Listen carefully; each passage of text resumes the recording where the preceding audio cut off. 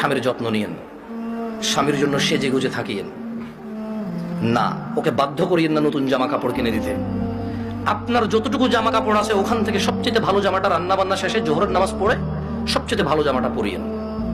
আপনার বাসায় যে অমুক তেল লাগবে তমুক তেল লাগবে চুলে দেওয়ার জন্য ওকে বাধ্য করিয়েন না। যেই তেল আছে, চুলে যদি তেল দেওয়ার অভ্যাস থাকে ওখান থেকে একটু তেল নিয়ে মাথা আছড়াই নিয়েন। আর আপনার উপস্থিত যে জামা কাপড় আছে ওখান থেকে ভালো জামাটা পরিয়েন। স্বামী যখন ঘরে ঢুকবে মুচকি হেসে ওকে সালাম দিয়ে রিসিভ করিয়েন। ও যদি সালাম দিয়ে ঢোকার জ্ঞান রাখে, যোগ্যতা রাখে, অতটুকু ইবাদত করার যদি ওর মন মানসিকতা থাকে তো থাকলো, আর নাহলে আপনি ওকে রিসিভ করেন হাসি মুখে।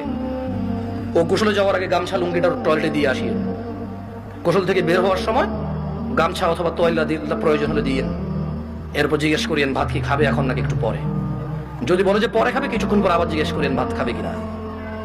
ও যদি পছন্দ করে যে ওর বাবা মা বোন এদের সাথে ভালো আচরণ করা, যদি ও পছন্দ করে আপনার পক্ষ থেকে, আপনি ওর বাবা মা বোন এদের সাথে ভালো আচরণ করিয়েন। ওরা যতই কটু কথা বলুক, আপনি ওর বাবা মা বোনের বিরুদ্ধে ওর কাছে বিচার দিয়েন না। যদি ও পছন্দ না করে বিচার, একটু সহ্য করিয়েন।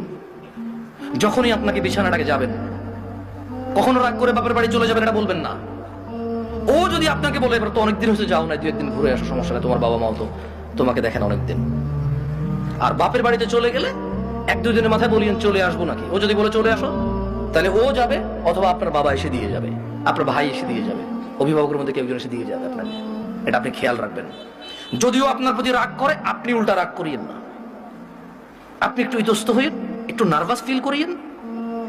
আধা ঘন্টার মধ্যে যদি ও সরি না বলে, আপনি সরি বলে আবার ওর সাথে মিলিত হয়ে যান। আপনার স্বামী যদি বোকা মানুষ হয় তাহলেও ও আপনাকে আস্তে আস্তে পছন্দ করবে ইনশাআল্লাহ।